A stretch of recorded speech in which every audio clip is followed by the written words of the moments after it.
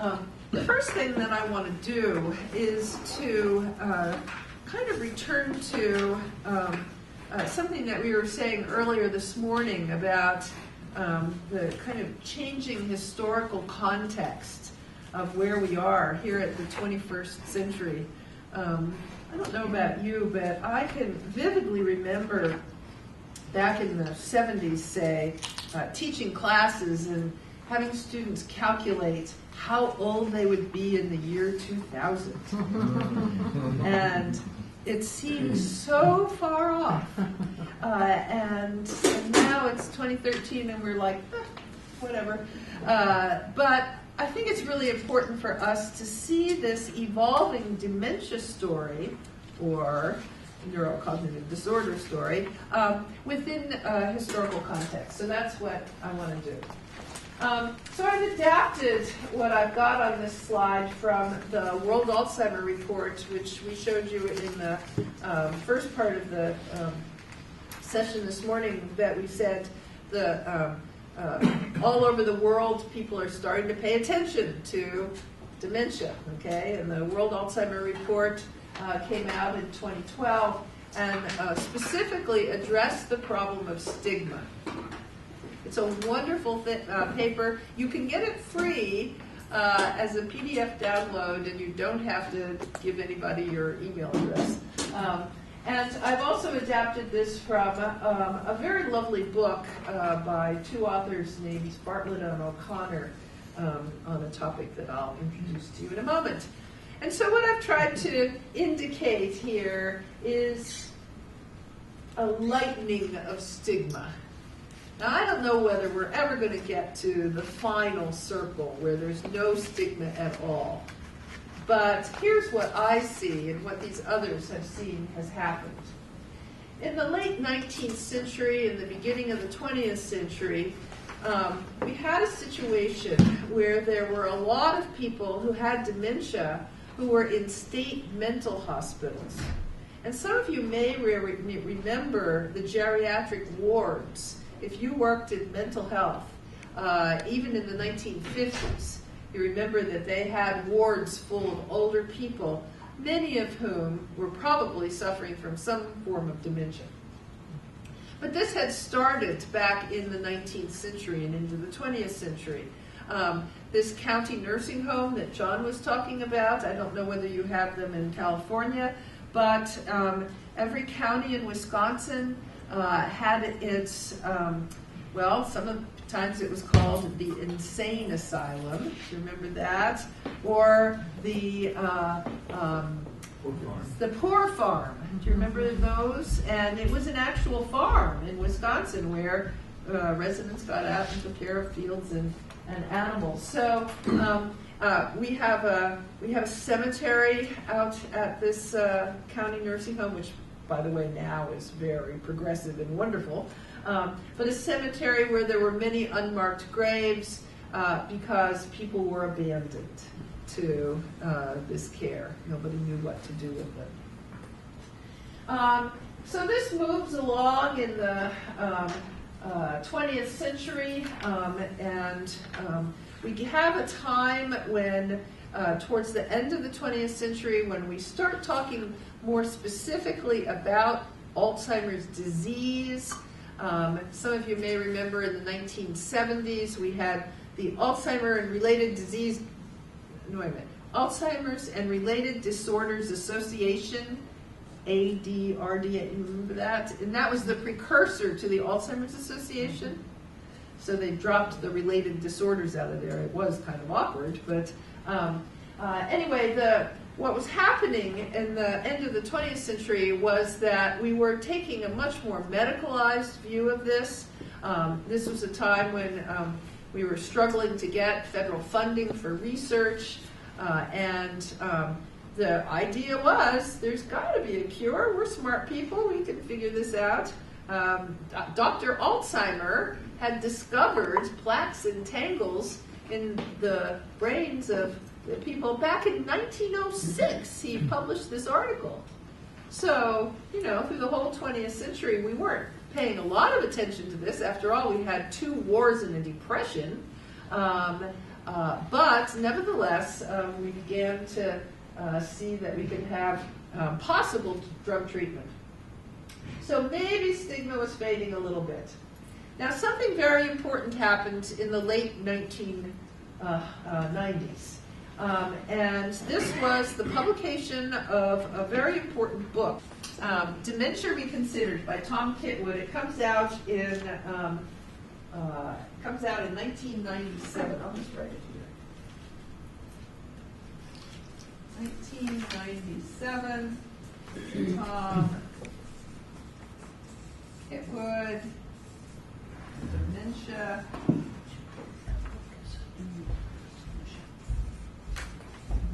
Oops, that's supposed to be C. Considered. Dementia Reconsidered. This was a game changer.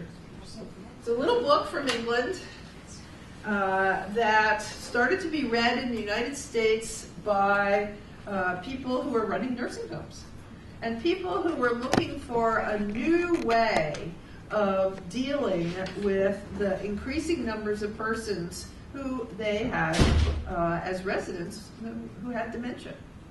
And what Kitwood was arguing in this book is that we need to view people with dementia differently. We need to view them as persons, and he defined personhood as being in relationship with others. It's grounded in relationship, so that's a big theme for our afternoon. And if we do this, we need to change the culture of care. So those of you who have been around long-term care for a while have probably seen this culture change movement that has happened in long-term care. And it began with this book and some others that came out in the late 20th century. Basically, the argument was that if we're going to view the residents who have dementia as persons and having that personhood grounded in relationship, you know what? Maybe we need to view our staff as persons too. How shocking, I know.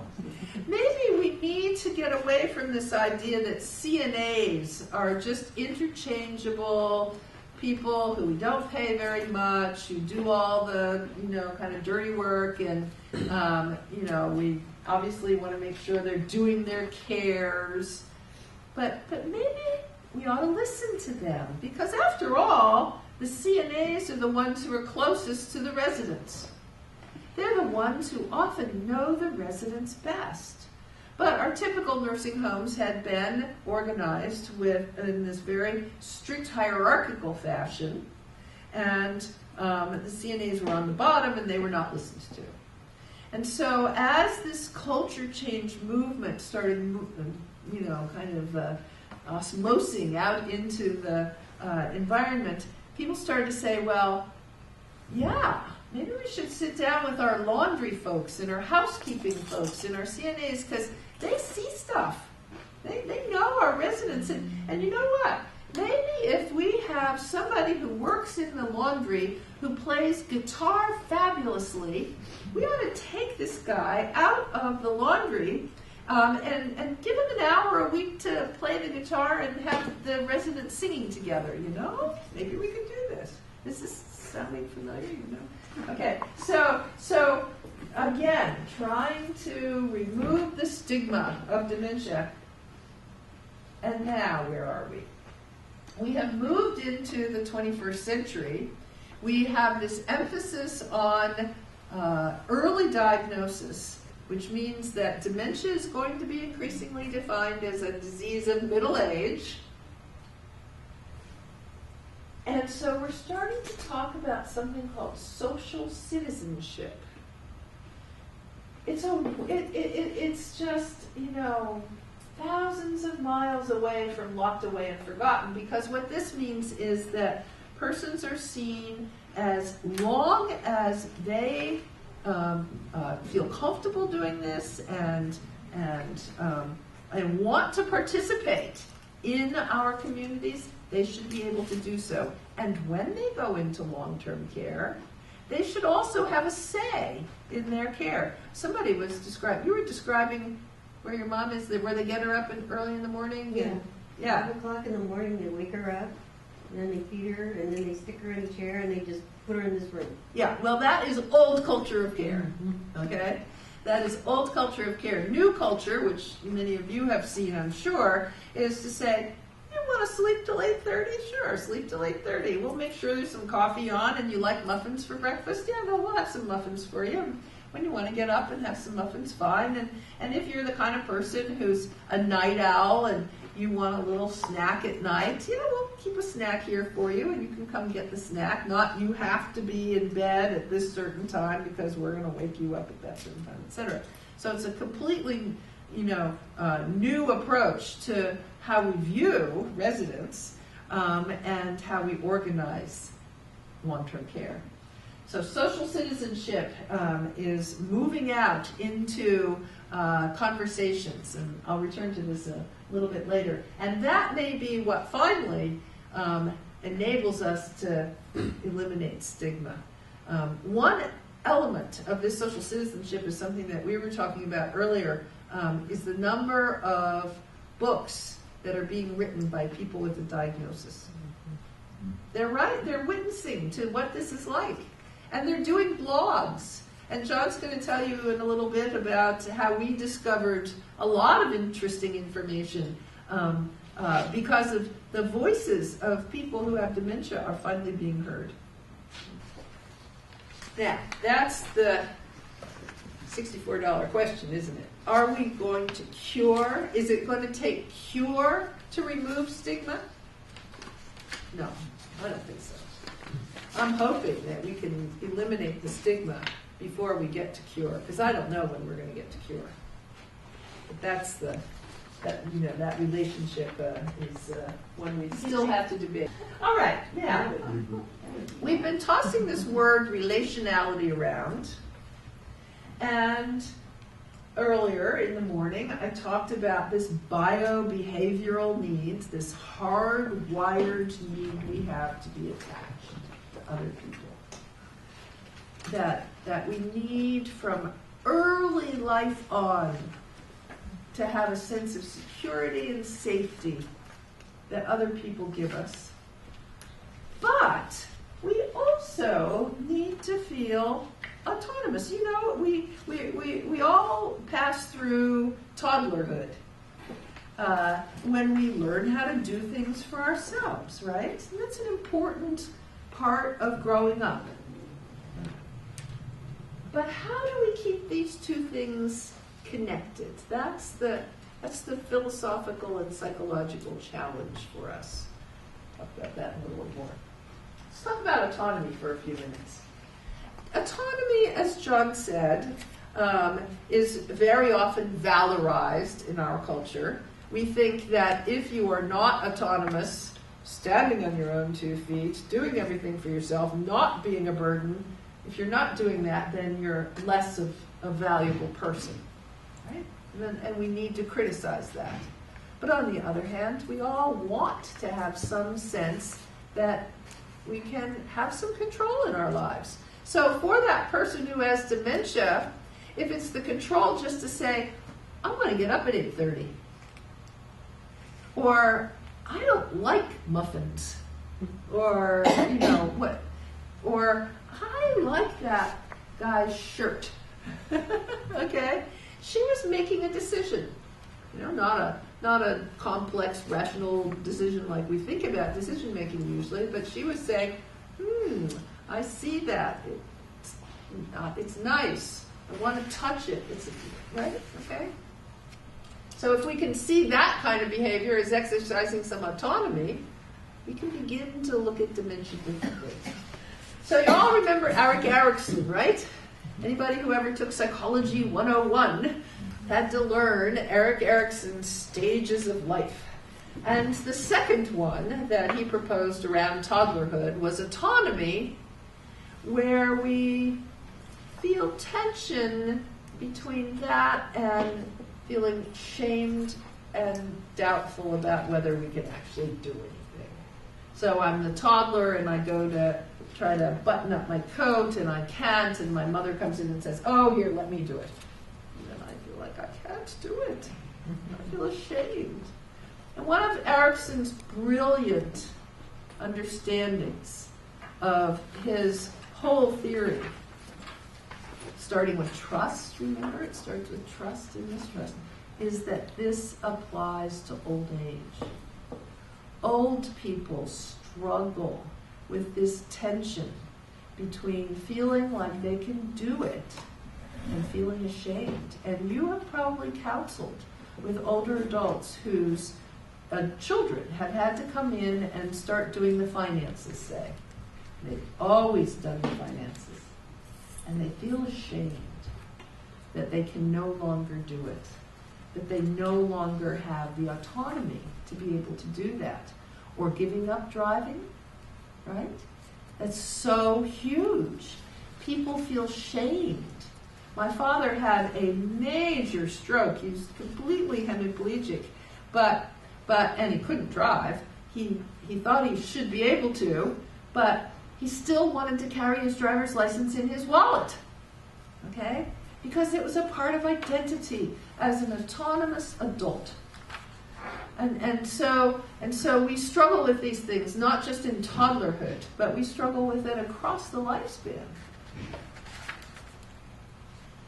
Erickson said that we have a tension when we think about autonomy between development of will, which he called a vital strength or virtue, and maladaptive willfulness in later life.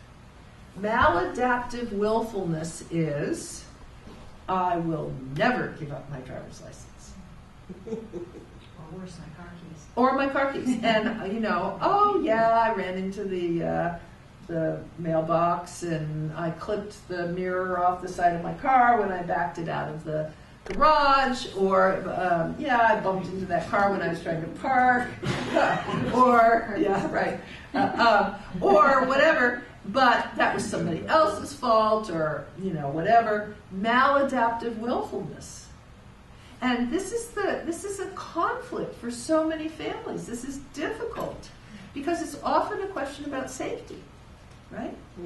So at what point is it this healthy expression of will, right, and maladaptive willfulness? And this is something that needs to be negotiated with families. It's very hard. This is why we need these counselors.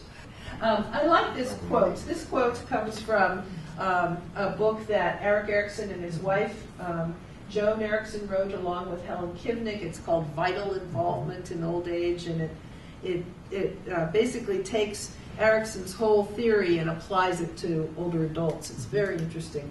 But this, I think this will kind of hit home for a lot of you. It is a challenge for older people to experience autonomy in new ways, and in so doing, to accept with dignity certain kinds of assistance that would earlier have signified intolerable helplessness. Here it's so frustrating, and I'm sure you all feel this way too. So we all, most of us have aging parents, and we're professionals in this field, right? We're supposed to know something about this, and do we? So my mom is past the point of being able to make these decisions. So we need to step in, my sister and I, and say, you can't manage the money anymore. Now she still is driving a little bit, but that's coming soon.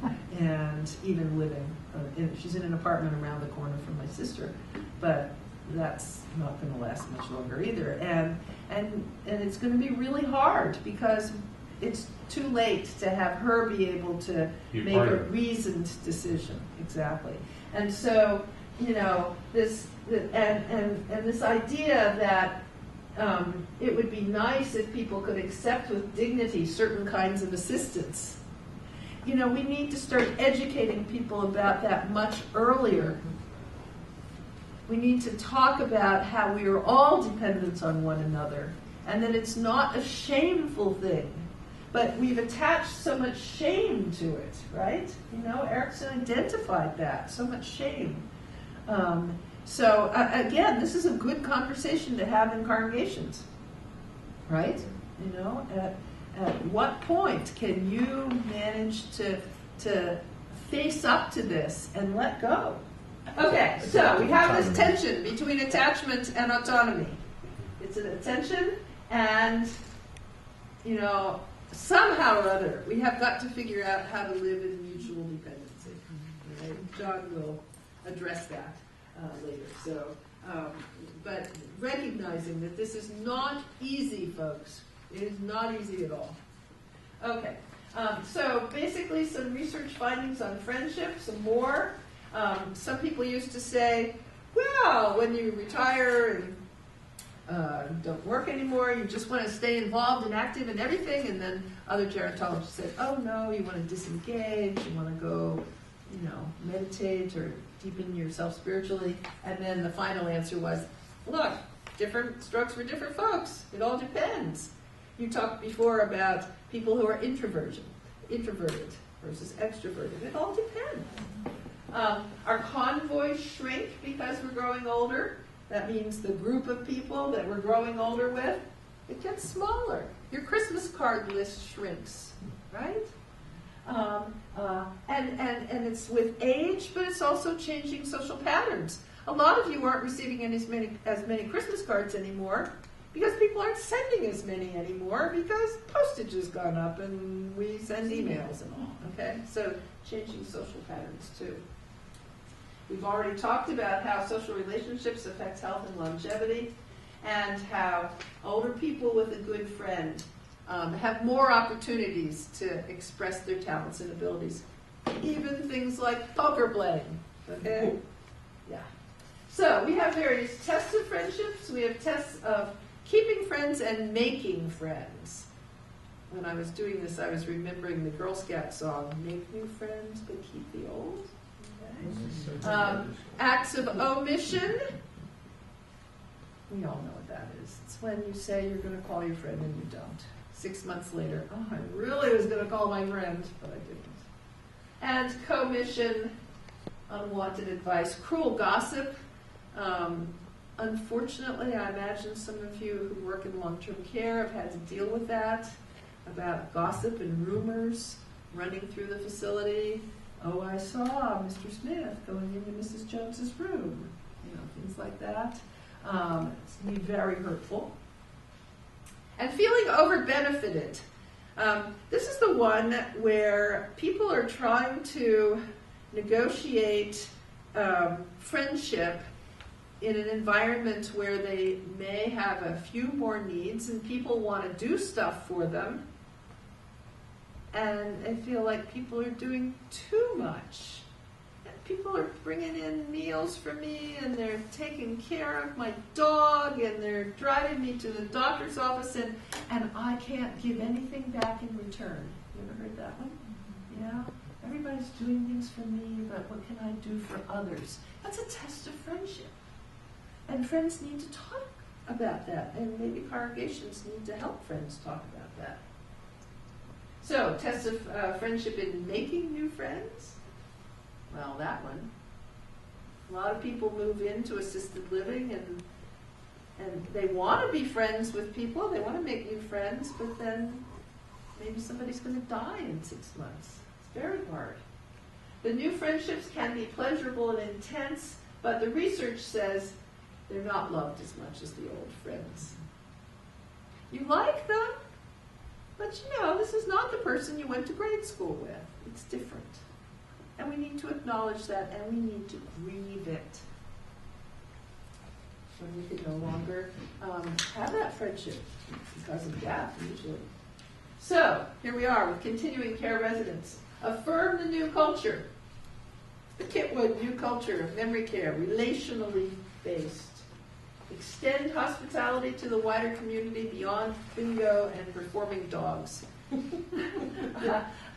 I don't know about you in California, but in Wisconsin, we often feel like our long-term care facilities are surrounded by moats. They may be invisible, but it's like they're in our community. We drive past them every day, but you only go there if you work there or if you're visiting somebody. Okay? As a matter of fact, we've got a new place in Oshkosh, where my university is, that has actually surrounded itself with this giant iron fence. Okay? Well, that tells the community something, doesn't it?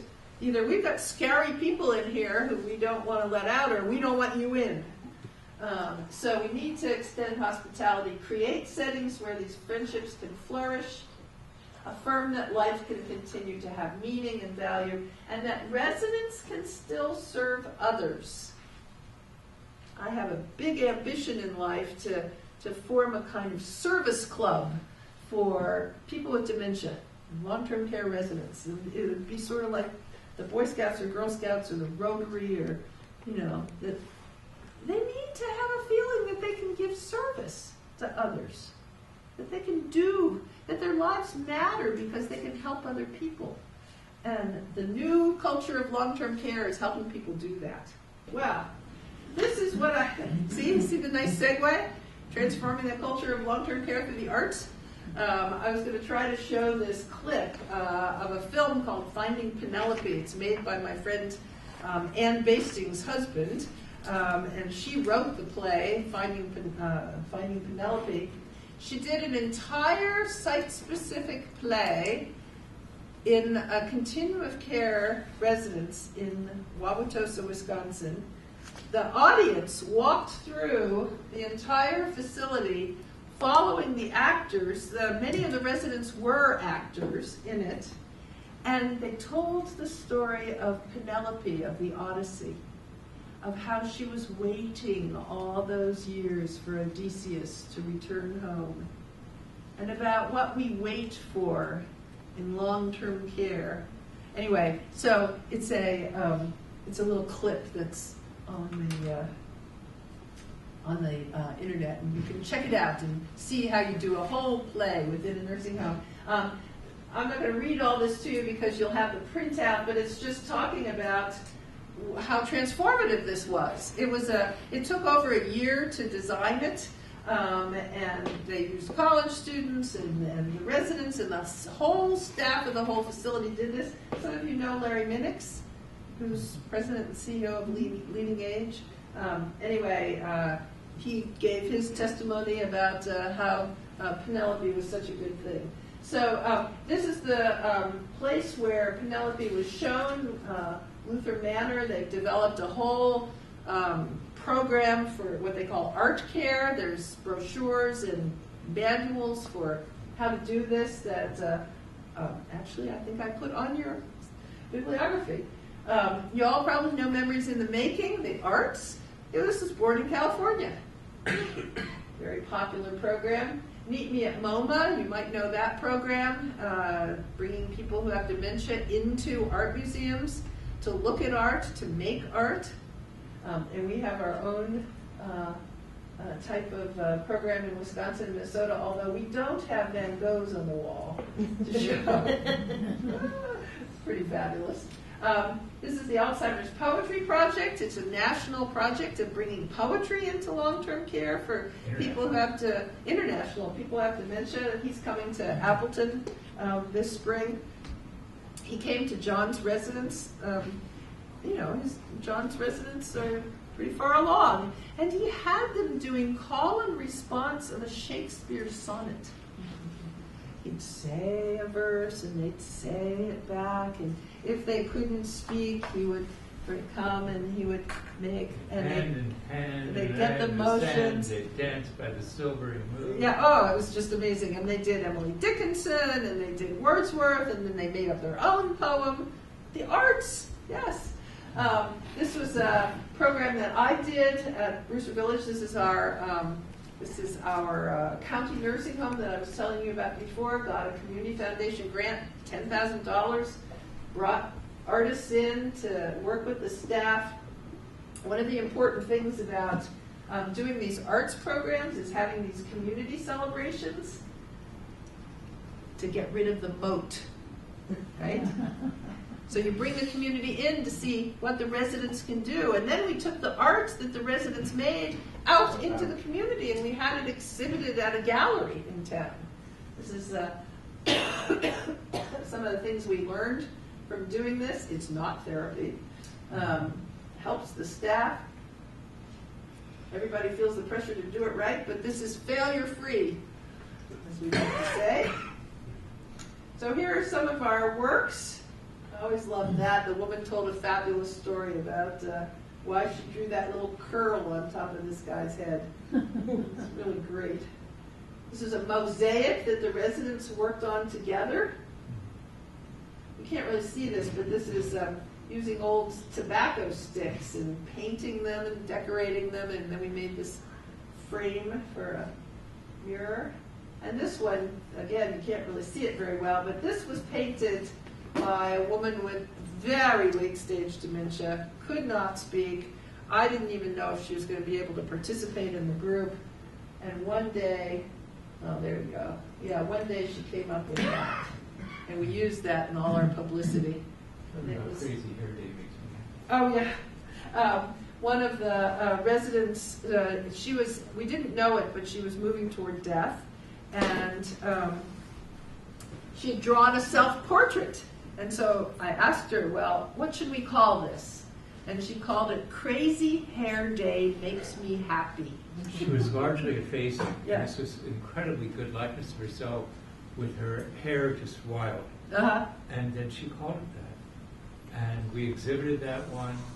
And her family, because we had to get permission from Guardian for anybody to participate in the program, and they were quite skeptical that she could do anything at all.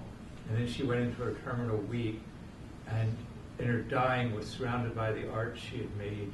It was just so powerful. Yeah, I love that. Crazy Hair Day makes me happy. Okay, so that's the last one for me, and I'll turn it over to John. The brain is a social organ, and that resilience and creative engagement are nurtured best in supportive, accepting communities.